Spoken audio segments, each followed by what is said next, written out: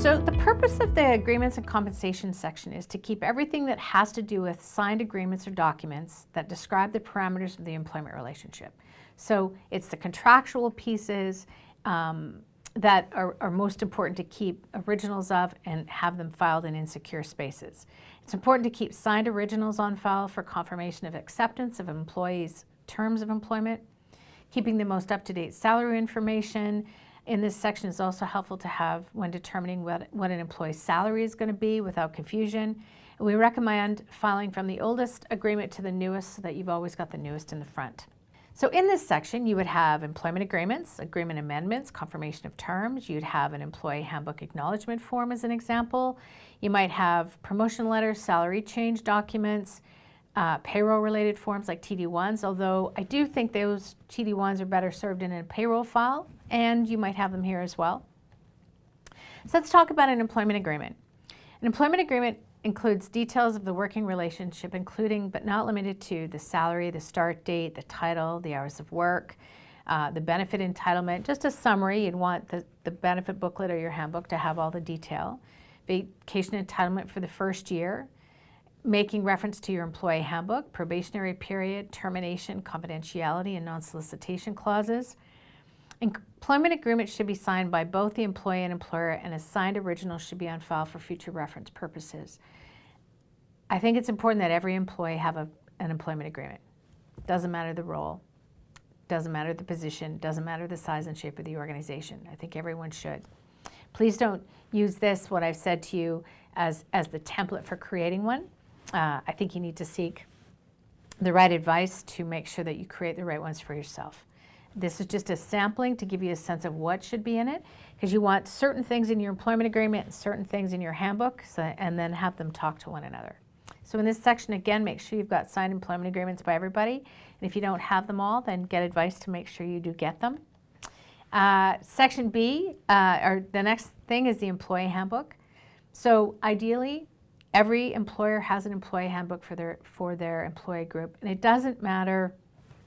You know, sometimes what we've done for construction organizations, for example, is we'll have one main handbook that talks about the culture of the organization, and then we have a section for the office and we have a section for the site.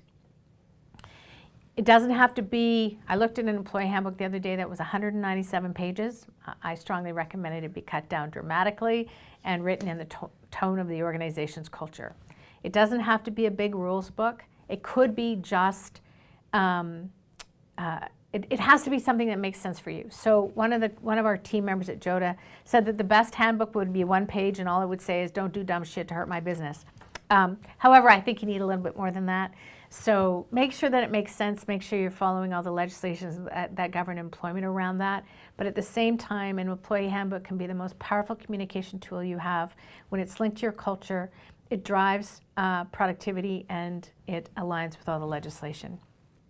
I could spend a whole day just talking about an employee handbook. Here's a little example of an employee handbook table of contents. Again, please don't use this as the absolute, here's what it needs to look like. It's just a sampling of some of the things that you could have in a handbook, like who you are, day-to-day details, time away, vacations, benefits and perks. One of the things we see often with employers is when it comes to benefits and perks, they're not highlighted anywhere. Tell them who you are as an employer and make sure it's clear the kind of things you do for them. Compensation 101. Important that when you're hiring employees, you understand what your philosophy is of compensation, how you're going to do it. Do you have a policy associated with it? Do you know what you're going to do with base pay? Are you going to have any add-ons? Are there any incentive pays, benefits and perks? How are you going to administer it?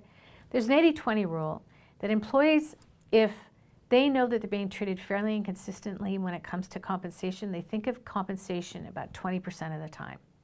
If they don't think they're being treated fairly and consistently when it comes to compensation, they think of compensation 80% of the time. So obviously we want to get them to the 20%. We want to make sure that whatever you do consistently. You know, I don't have to agree with your philosophy as an employee if I don't want to, but if I know what it is coming in and I get hired with that knowledge, then I've chosen to accept it. So be really clear the kind of employer you want to be when it comes to that. Do it consistently. Make sure that I know that you're treating everyone consistently when it comes to that, and you're off to the races. Salary increases and letters, oh, make it count. You know, I think it's really unfortunate that you would take the time to give someone a salary increase, and then the next thing they know, it's sitting on their direct deposit. One of our employers that's in the construction industry, I think is amazing. The CEO writes a hand letter in a card to every single employee. And at the time he was doing this, there was probably about 50 of them. And each one he would write what he thought about that employee, so that employee knew that they were valued.